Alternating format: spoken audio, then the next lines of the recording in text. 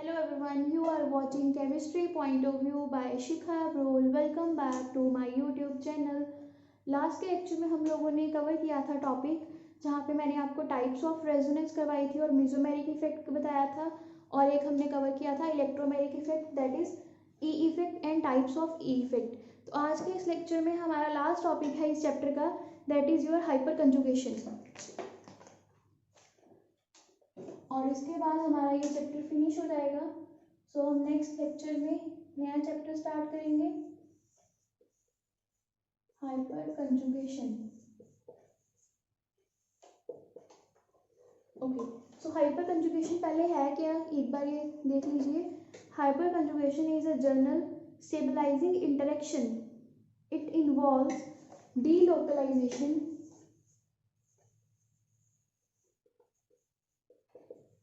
of electrons, basically sigma electrons of CH bond।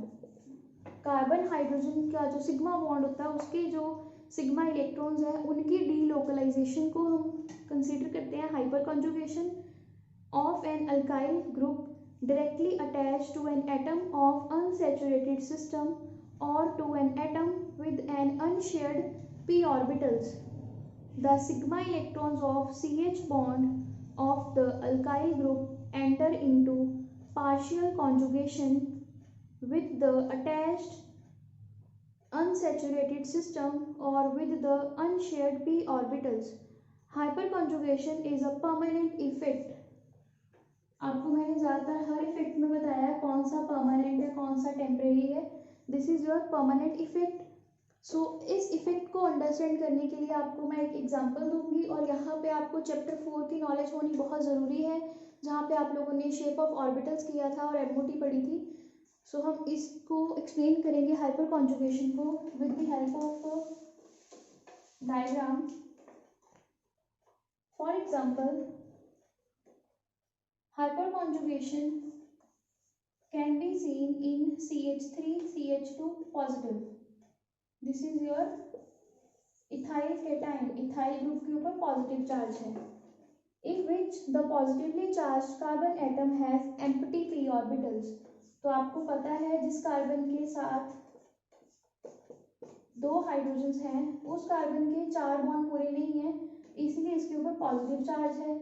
इसका मतलब क्या हुआ, इसके पास हमारे पास एक जो लोब है p ऑर्बिटल की वो एम्प्टी है, राइट। तो यहाँ पे है पॉजिटिव चार्ज फॉर एग्जांपल, तो इसका एक p ऑर्बिटल जो है वो खाली है, क्योंकि ये 3 बॉन्ड बना रहा है, एक सिग्मा और 2 ये हाइड्रोजन के साथ बॉन्ड बना रहा है, बट 1 ऑर्बिटल इज एम्प्टी।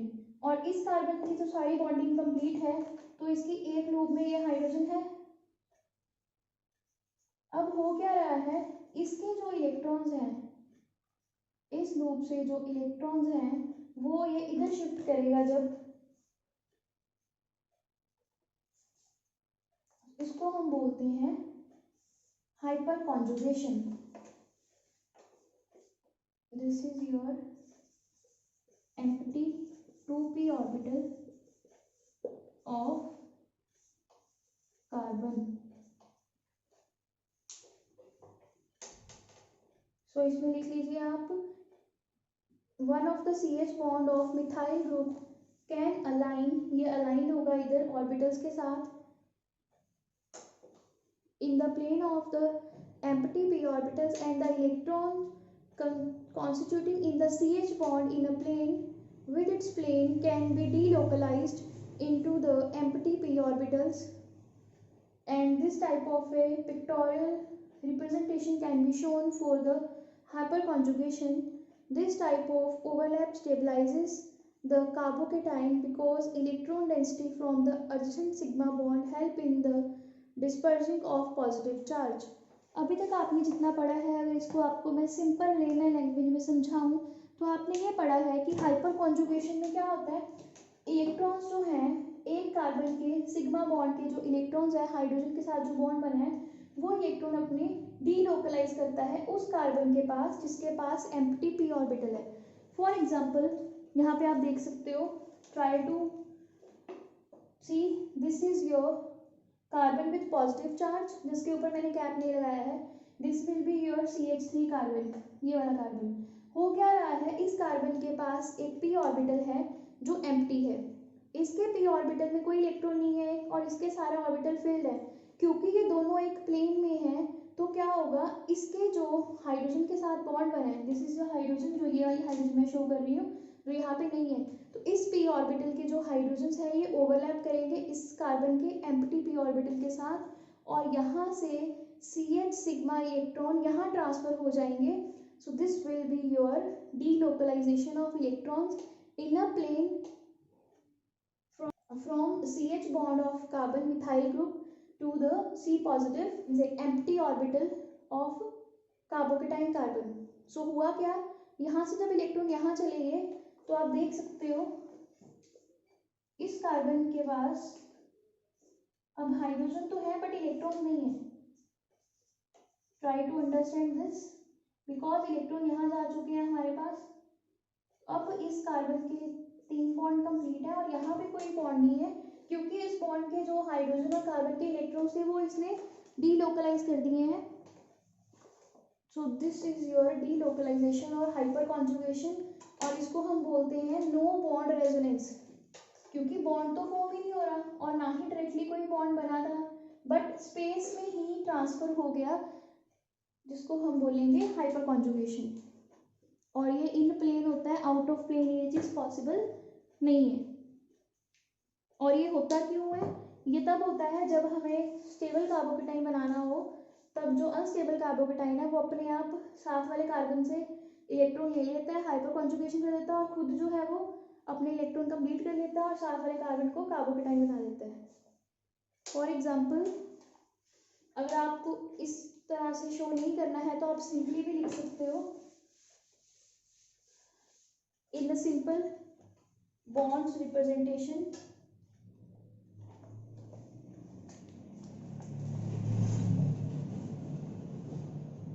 जो चीज़ मैंने अभी आपको शो की थी in the form of orbitals, उसको मैं ऐसे शो कर रही हूँ 2 डायमेंशनली। तो इस कार्बन पे था पॉजिटिव चार्ज और इस कार्बन के 3 हाइड्रोजन थे, इस कार्बन के पास 2 हाइड्रोजन थे। तो अब होगा क्या, 3 डायमेंशनली ये जो सिग्मा इलेक्ट्रॉन्स हैं एक ही प्लेन में होने के कारण अपने इलेक्ट्रॉन इस कार्बन को दे देगा। तो हुआ क्या, बेसिकली जो ये कार्बन था इन दोनों कार्बन के बीच में हमारे पास डबल बॉन्ड आ गई, क्योंकि इसके पास इलेक्ट्रॉन आ गया, वो बॉन्ड तो बना नहीं सकता क्योंकि उसके पास एक और एटम तो है नहीं, तो वो यहाँ पे डबल बॉन्ड बना लेता है। तो अब इसका जो हाइड्रोजन था वो बेचारा ऊपर रह गया, क्योंकि उसके जो इलेक्ट्रॉन्स थे वो उसने दे दिए हैं, तो अब ये क्या हो गया, पॉजिटिव हो गया। और इसको हम ऐसे भी शो कर सकते हैं, इसके बाद अब ये इसके साथ प्लेन में आ गया, तो अब यहाँ पे बॉन्ड फॉर्मेशन होगी। अब ये वाला हाइड्रोजन जो है पॉजिटिव हो गया, ये वैसे ही है। तो मतलब ये कैसे प्लेन में मूव करता है फर्दर, अगर ये यहाँ पे अभी इसके साथ प्लेन में हो गया ऑर्बिटल, तो अब ये इसको हाइड्रोजन दे देगा और इलेक्ट्रॉन दे देगा और यहाँ पे आ गया हमारे पास H पॉजिटिव। तो आप देख सकते हो ये पॉजिटिव चार्ज यहाँ हाइड्रोजन पे मूव किया, फिर इस हाइड्रोजन पे मूव किया और फिर इस हाइड्रोजन पे मूव किया। This is your hyper conjugation और नो बॉन्ड रेजोनेंस, जिसके कारण क्या होता है, हाइड्रोजन जो है वो अपने इलेक्ट्रॉन्स जो उसने बॉन्ड बनाया था कार्बन के साथ वो शिफ्ट कर देता है, डीलोकलाइज कर देता है और खुद क्या हो जाता है, डेफिशिएंट हो जाता है। So greater is the number of alkyl group attached to a positively charge carbon atom, greater is the hyper conjugation. आप देख सकते हो क्योंकि इस कार्बन के साथ जो कार्बन अटैच था उसके पास ज़्यादा हाइड्रोजन थे, इसलिए हमारे पास ये 4 स्ट्रक्चर बन पाए हैं हाइपर कॉन्जुगेशन के। अगर यहाँ पे ऐसा ना होता, अगर यहाँ पे CH3 ग्रुप होता फॉर एग्जाम्पल और यहाँ पे भी CH3 होता, तब हमारी पॉसिबिलिटी क्या थी, हमारे पास सिर्फ एक ही स्ट्रक्चर बनना था ये वाला, और ये वाले स्ट्रक्चर्स तब नहीं बनेंगे। ये आपकी होगी सेकेंड एग्जाम्पल। तो इसमें आपके स्ट्रक्चर्स ज़्यादा बनेंगे, तो नंबर ऑफ अल्काइल ग्रुप जितने ज़्यादा होंगे उतनी ज़्यादा हाइपर कॉन्जुगेशन होगी एंड स्टेबिलिटी भी उतनी ज़्यादा होगी के टाइम की, जितनी ज़्यादा हाइपर कॉन्जुगेशन होगी। तो अब आपको मैं ऑर्डर लिखवा रही हूँ, order of stability of hyper conjugation.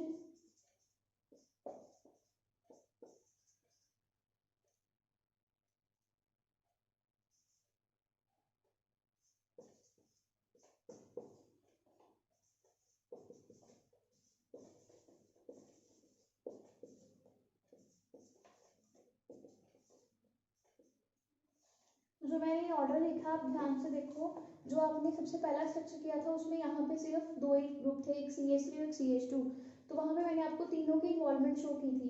अब मैं यहाँ पे ये शो कर रही हूँ कि अगर ये वाला कार्बन यहाँ पे बॉन्ड बनाएगा फॉर एग्जाम्पल, तो अब ये कार्बन के जब ग्रुप ओपन होंगे तो उसको आप शो करते टाइम तो बता नहीं पाओगे, बट ये बता सकते हो कि जब यहाँ पे पॉजिटिव चार्ज आएगा उसके बाद फर्दर हमारे पास फिर से डीलोकलाइजेशन होगी हाइड्रोजन की।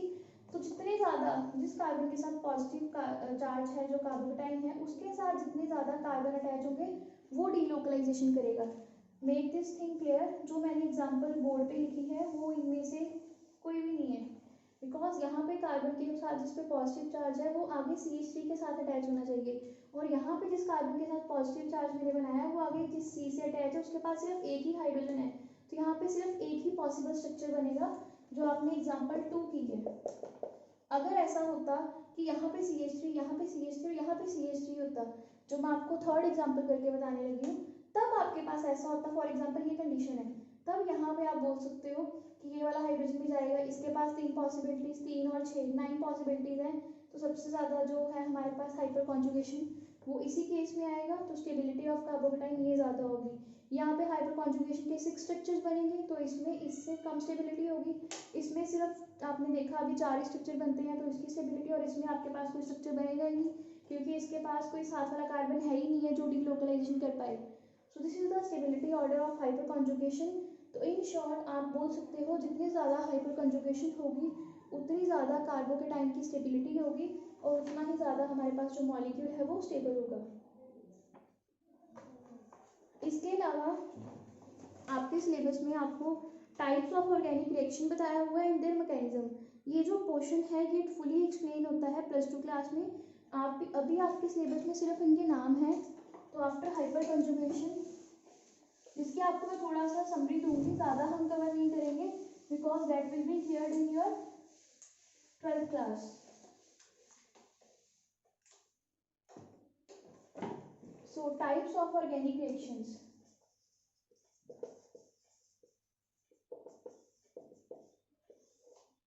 एंड देयर मैकेनिज्म, रिएक्शंस होते कैसे हैं, पाथवे कौन सा फॉलो करते हैं। तो ऑर्गेनिक रिएक्शंस को हम जनरली 4 पार्ट्स में क्लासिफाई करते हैं। फर्स्ट है सब्स्टिट्यूशन रिएक्शंस, सेकंड है एडिशन रिएक्शंस, नंबर 3 है elimination reactions, number 4 is your rearrangement reactions. इनके बारे में मैं आपको सिंपली थोड़ा सा बता देती हूँ, बाकी आपका ये चैप्टर खत्म है। जो पहली रिएक्शन है सब्स्टिट्यूशन रिएक्शन, इसमें हम लोग करते क्या है, सब्स्टिट्यूशन करते हैं, एक चीज़ को उठा के दूसरी चीज़ को जब वहाँ पे रख देते हैं तो सब्स्टिट्यूशन हो जाती है। फॉर एग्जांपल XY के साथ हमने कोई A रिएक्ट करवाया, तो A ने क्या कर दिया, Y की जगह पे चला गया और Y बाहर चला गया, तो ये सब्स्टिट्यूशन होगी, इसको इसने सब्स्टिट्यूट कर दिया। अगर इसके बाद बात करें हम एडिशन रिएक्शंस की, तो एडिशन रिएक्शन में क्या है, फॉर एग्जांपल हमारे पास ये कंपाउंड था, हमने इसमें H2 ऐड किया और हमारे पास CH3 बन गया, मतलब इसमें हमारे पास एडिशन होगी किसी चीज़ की, वो एडिशन रिएक्शन में आएगी। एलिमिनेशन रिएक्शन में क्या होता है, जब हमारे पास कोई चीज़ एलिमिनेट हो जाती है रिएक्टेंट में से, फॉर एग्जांपल हमारे पास ये था रिएक्टेंट और इसमें से हमारा H2 रिमूव हो गया तो हमारे पास CH2 फॉर्म होगी। तो एडिशन रिएक्शन और एलिमिनेशन रिएक्शन कई बार हमारे पास रिवर्स हो जाती हैं। और लास्ट में है रीअरेंजमेंट, तो रीअरेंजमेंट रिएक्शन में नॉर्मली जो प्रोडक्ट है और जो रिएक्टेंट है वो रीअरेंज होता है और प्रोडक्ट बना देता है, नॉर्मली हमारे पास नंबर ऑफ एटम सेम ही रहते हैं। So this is all about the organic reactions. Further आपको इसके बारे में जितना मैं बता चुकी हूँ आई गेस इनफ है, प्योरिफिकेशन वाला सेक्शन आपके सिलेबस में नहीं है, तो this is the last topic of this chapter.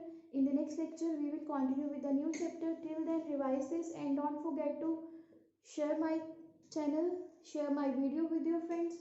Don't forget to press the bell icon and do subscribe my channel. Thank you for watching. See you in the next lecture. Till then keep learning. Bye bye.